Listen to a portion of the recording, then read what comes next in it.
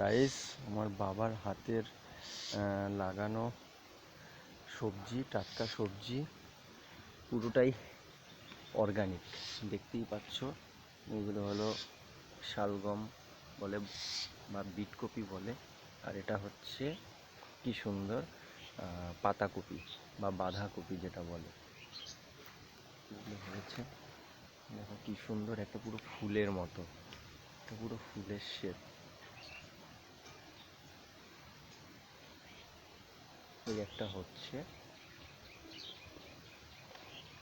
আর এই দেখো ফুলকপি, কি সুন্দর, পুরো অর্গানিক, পুরো অর্গানিক, পুরো অর্গানিক। এই হলো টমেটো, এই একটা ফুলকপি ছোট্ট হচ্ছে, আর এই সব বিটকপি।